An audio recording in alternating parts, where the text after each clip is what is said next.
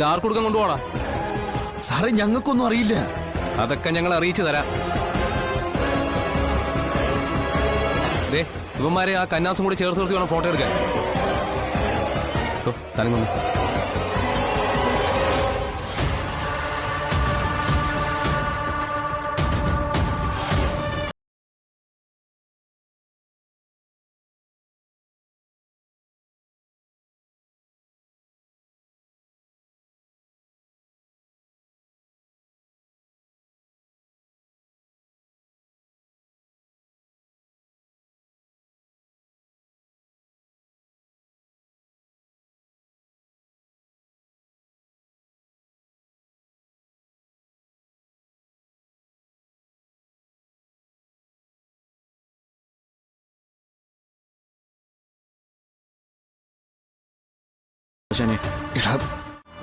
വെറുതെ ഇല്ലാത്ത അഭിനയം കാഴ്ചവെച്ച് ഉർവശി അവാർഡെന്ന് നീ ഷോക്കേസ് വാങ്ങിച്ചു വെക്കണ്ട. അതെ, എന്റെ തലവേദന ഇവിടുത്തെ ചുറ്റുപാടുകൾ തന്നെയാ. ഇവിടെ എനിക്ക് കുടുംബമായിട്ട് താമസിക്കാൻ ബുദ്ധിമുട്ടുണ്ട്. ഇതൊരു വീടല്ലല്ലോ, സത്രമല്ലേ. വരുന്നവർക്കും പോകുന്നവർക്കും അവകാശമുള്ള ഒരു സത്രം. എപ്പോ വേണമെങ്കിലും ആർക്ക് വേണമെങ്കിലും കയറി വരാം. ആര് വന്നാലും മദ്യക്കുപ്പികളുമായിട്ട് നിങ്ങൾ മുന്നിലുണ്ടാവും. നിങ്ങളെ ഊട്ടാനും ഉറക്കാനും ആ സുസ്മിതയും വരും. പിന്നിവിടെ എനിക്കെന്താണ് റോള്?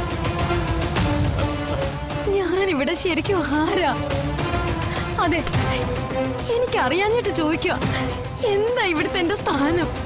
ഭാര്യയോ അതോ വേലക്കാരിയോ? ഇതിലേതാണ് നീ എന്ന് നീ തന്നെ അങ്ങ് തീരുമാനിച്ചാൽ മതി. ഏതായാലും എനിക്ക് രണ്ടും ഒരുപോലെ തന്നെയാ. പിന്നെ ഇവിടെ ഒരാളെയും ബലമായിട്ടൊന്നും പിടിച്ചു വെച്ചിട്ടില്ല. താല്പര്യം ഉണ്ടെങ്കിൽ നിൽക്കാം, ഇല്ലെങ്കിൽ പോവാം.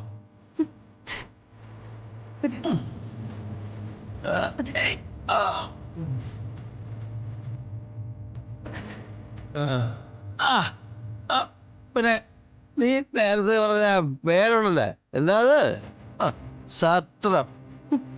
അടേ അത് തന്നെയാണ് ഇത്. ഞാനെന്തായാലും ഇവിടെ ഇപ്പം ചെയ്യുന്നത് തന്നെ പിന്നെയും തുടർന്നും ചെയ്യും. പിന്നെ എൻ്റെ സുഹൃത്തുക്കളും ഇവിടെ വരും.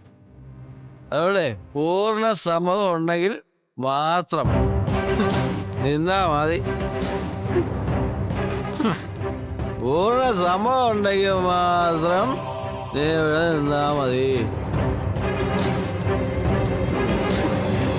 പൂർണ്ണ സമ്മതം ഉണ്ടെങ്കിൽ മാത്രം നീ ഇവിടെ നിന്നാ മതി.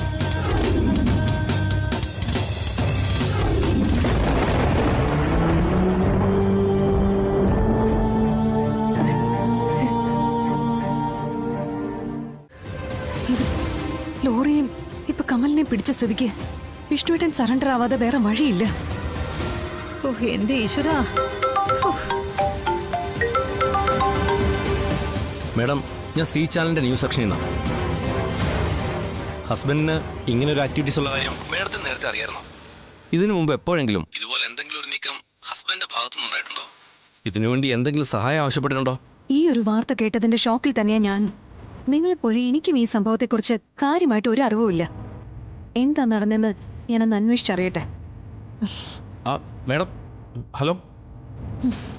ഒരു തെറ്റും ചെയ്യാത്തവരെ കൊലക്കയറിലേക്ക് തള്ളിവിടാൻ വേറെ ആരും വേണ്ട. നമ്മുടെ ഇവിടുത്തെ സമൂഹം തന്നെ മതിയമ്മേ. മറ്റുള്ളവരുടെ വേദന വിറ്റ് കാശാക്കാൻ ചാനലുകൾ തമ്മിൽ മത്സരിക്കുക. ഈ വിഷ്ണുവേട്ടൻ ഇതെവിടെയാ?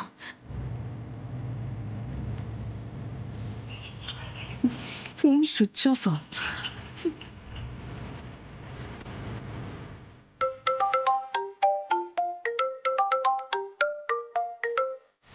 ആനു, ഞാൻ അങ്ങോട്ട് വന്നോണ്ടിരിക്കെ ഒരു 2 മിനിറ്റിനുള്ളിലെത്തും.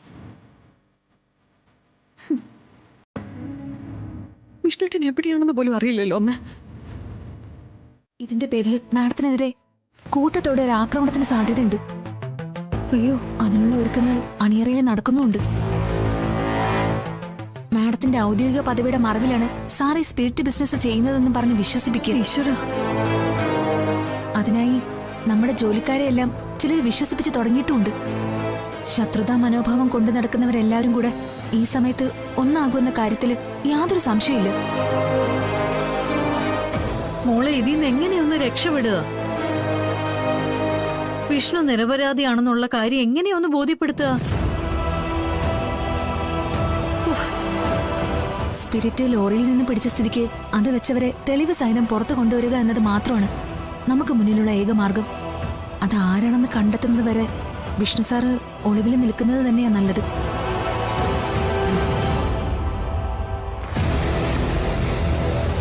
മാഡം, പല രീതിയിലുള്ള എതിർപ്പുകൾ വരും. മാഡവും സാറും ഒന്നിച്ചാണ് ഈ സ്പിരിറ്റ് ബിസിനസ് നടത്തുന്നതെന്ന് വരെ ആരോപണങ്ങൾ വന്നേക്കാം. തളരരുത്. പിടിച്ചു നിൽക്കാനുള്ള കരുത്ത് നേടണം. പരാജയപ്പെട്ട അകത്തായി പോകുന്നത് വിഷ്ണു സാറാ.